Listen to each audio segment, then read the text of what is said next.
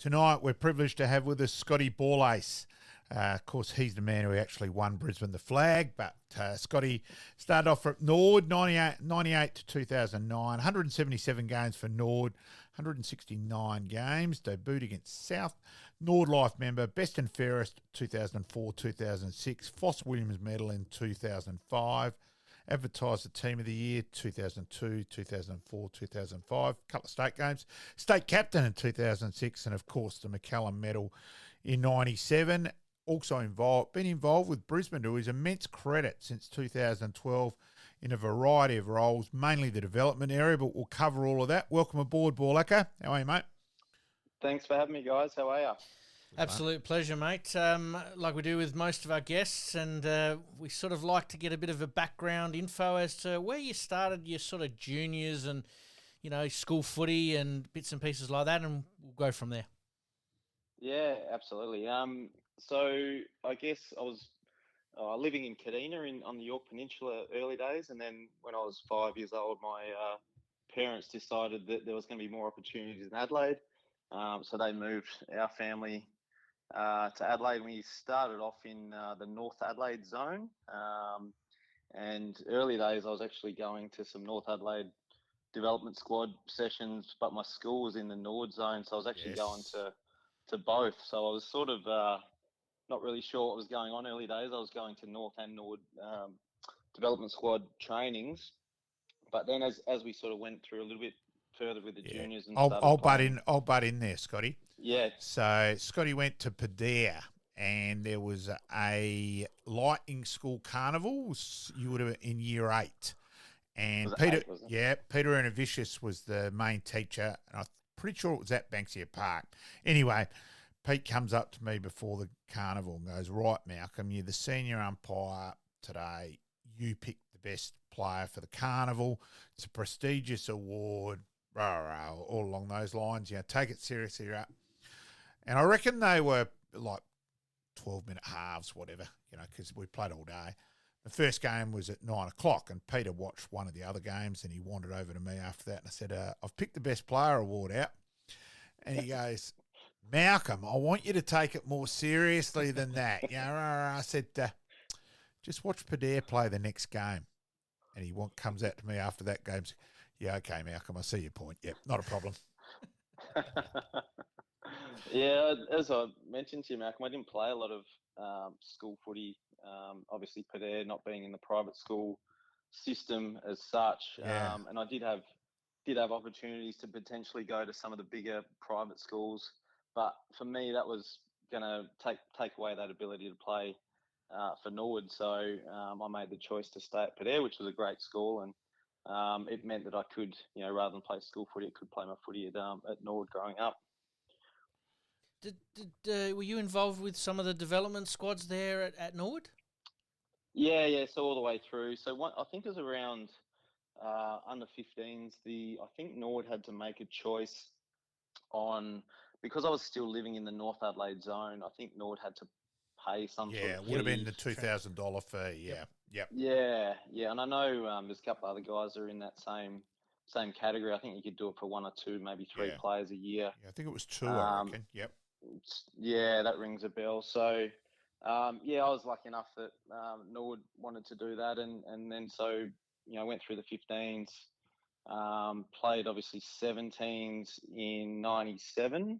96, you played 11 games in 96, and the following year you captained the side of the grand final and won the McCallum medal, mate. There you go. Your memory, your research is better than my memory. So obviously, and around that time, I was playing a bit of cricket as well. Scotty, you were a good cricket, and your brother, of course, was cricket as well, wasn't he? Yeah. So Trev, my brother, played. He's in the Australian under-19 squad. I don't think he played a game as such, and I was sort of lucky enough to go to England and play in the Australian under-15 side. That's right. Played a carnival over there.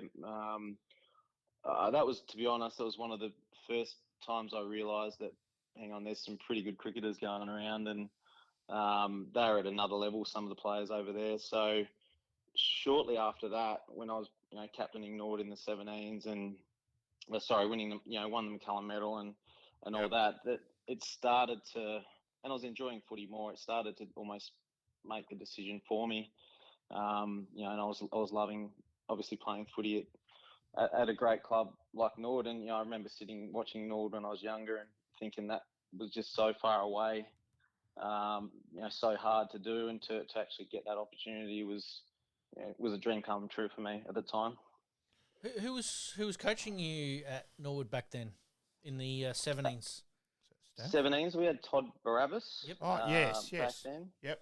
Yeah, Toddy. So Todd, I still speak to Toddy occasionally. Yep, so I have a great relationship with him. So he's a terrific coach. Yep. And good relationships good bloke. Type coach. Yeah. So he was my first sort of, I guess you'd say, mentor at Norwood, and then Tim Hart after that in the reserves, and then also obviously Peter Rode was my first senior coach.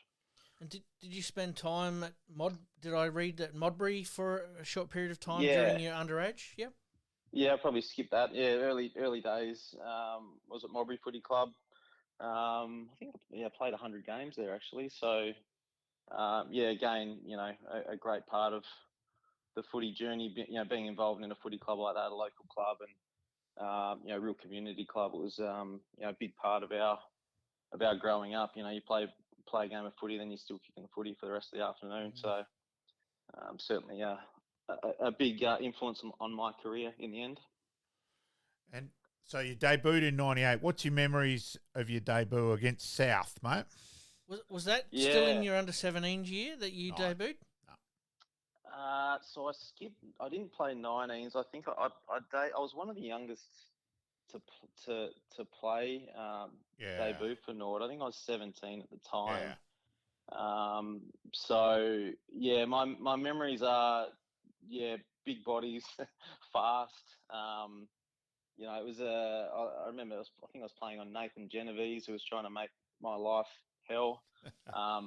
But at the same time, I was playing with Macca. It was Macca's last year. Yeah.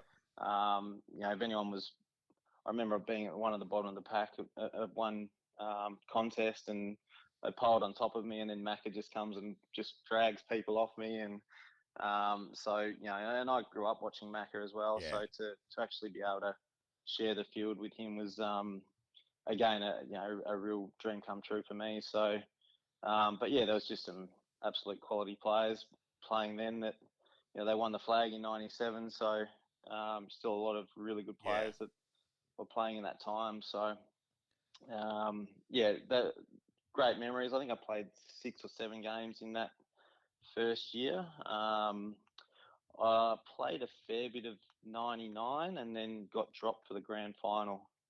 And I remember thinking at the time, I think I was 18 or maybe 19 at the time, and thinking, oh, that's okay. I got plenty of years to play in a grand final and win a grand final. But as it turns out, I played in a 10-year period where we were pretty lean. And what's your memories of making the under-18s All-Australian team, Scotty? Yeah, so that was in my bottom age year. Oh, wow. That was in Adelaide. That's big. Yeah. So it was in Adelaide. And I remember the first game at Footy Park, I kicked 3 goals, and as a more a forward mid. And then the second game was at Prospect, really wet. But, that was the sort of conditions I really liked, ball on the ground, and and played pretty well that day. And I think that sort of got me over the line in terms of All-Australian. So then the following year, I was vice captain, but hurt my ankle in the first game, and sort of probably didn't have as good a carnival the second time round. So getting injured. So that hurts you getting injured, because if you back up and be All-Australian again, there's very few players. Ironically, Tim Ginniver's one of them, being a dual All-Australian, not to get picked up. So, yeah. There you go. Yeah, so that I think that back half of that second year, I fractured my wrist as well, which, again, missed a few games. So it just was a bit interrupted in that my 18th year. But also I put a lot of pressure on myself. I was just so hell bent on trying to get in the AFL and get drafted, and obviously in that year I missed the boat. It just didn't quite happen for me. Did you, in reflection, do you reckon you put too much pressure on yourself? Oh, definitely. Yeah. I was almost. You're pretty intense on yourself. Yeah, I do remember. Yeah. Always remember you were pretty hard on yourself. Yeah. Yeah. No, definitely an overthinker, and took a lot of pride in my own performance. And yeah, I sort of rode the poor games and the mistakes way too much, and it's something in my own coaching now that when I see it in players, you got to basically making mistakes is how you learn. So yeah, I certainly I put way too much pressure on myself in those few years for sure. Yeah, I do remember that was in your personality, and yeah, I'm the last person who's going to have a crack at you on that regard, Scotty, because I'm pretty similar in that way. How do you obviously talked about that. How do you, I suppose, come to terms with that, in that it was a little bit of a lean time for Norwood, so the results probably weren't going your way, but you were still trying to obviously be perfect yourself, so to speak. Yeah, I think the dream to get drafted was still well and truly strong. So and again, sometimes to my detriment, but I was very strict on how I prepared, and almost I feel on reflection now I was probably a selfish player early on, in terms of I was so hell bent on my own performances. It was only until later on that I started to understand, and really appreciate my role in a team, as opposed to, just try and be the best player I possibly could be. So, but yeah, it was a lean time, but I was, at the same time, I was, in terms of having pride in my own performances, I just wanted to be the best player I possibly could be, and what that meant, from a contribution to a team, but also from an individual perspective, I was just took a lot of pride in my own performances.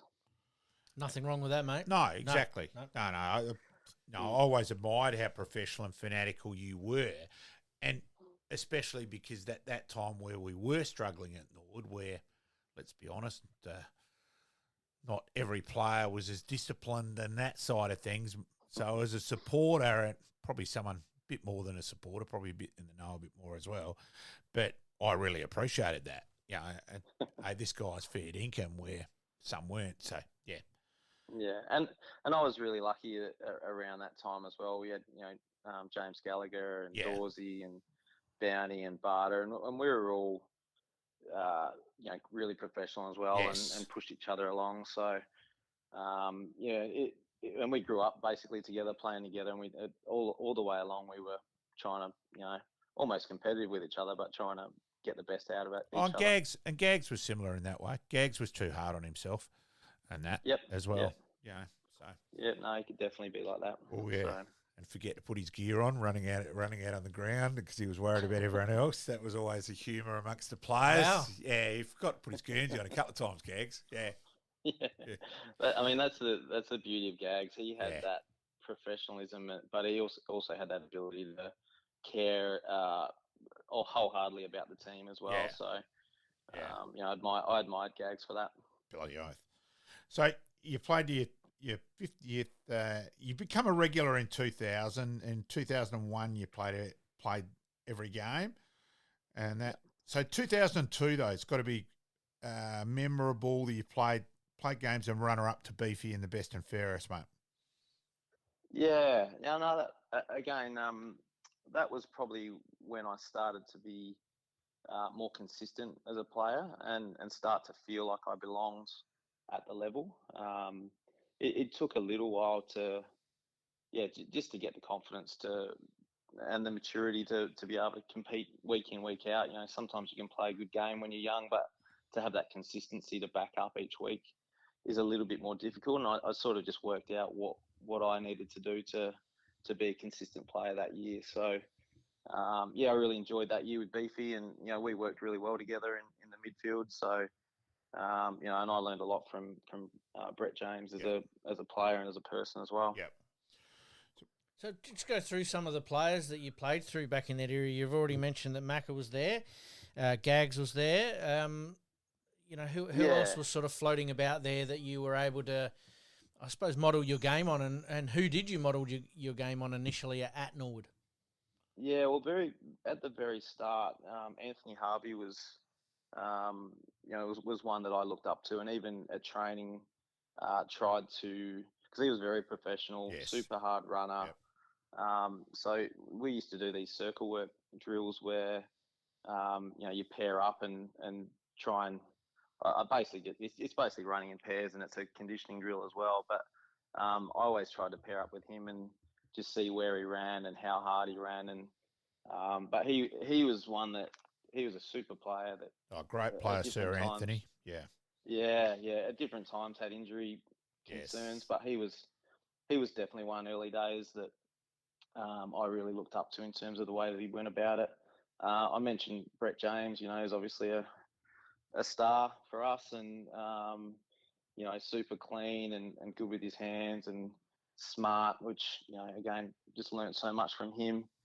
But then it was all the guys that you know, and some of the guys that I'm really close with now. I mentioned Dawsey, Bounty, Stewie Bound, Bartamucci, Nick Fosdyke early days. You know, Diagon later on. You know, so there's quite a few that you know, that we're still good mates with, actually.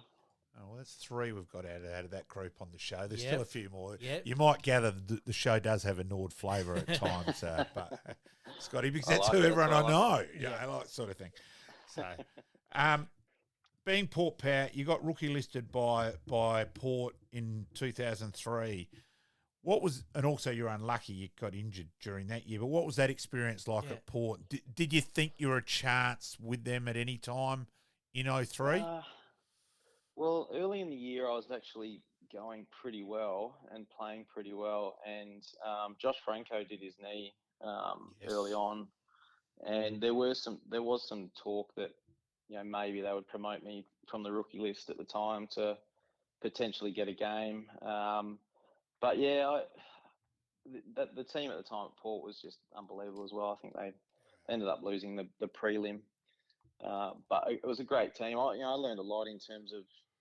I actually learned a lot about myself, to be honest. It was a year that I feel in some ways I wasted in terms of I trained scared.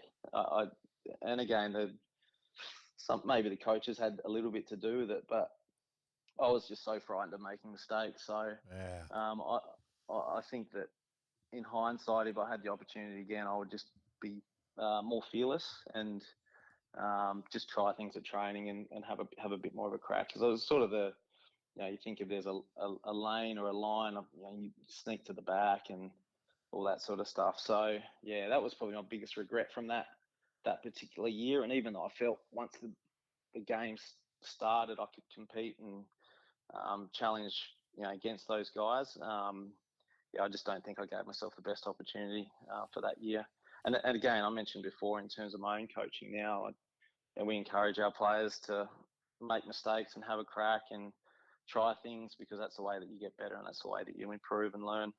So it's funny, you're probably in analysing yourself, you've then learned a lot of coaching lessons from that. Right, I didn't do that as well as I could, right. So I want to make sure my guys now at Brisbane, and a massive credit to you that you've been at Brisbane as long as Blue, you know, since days of our lives has been on air, since 2012, mate. It's an incredible effort. We'll keep going with that.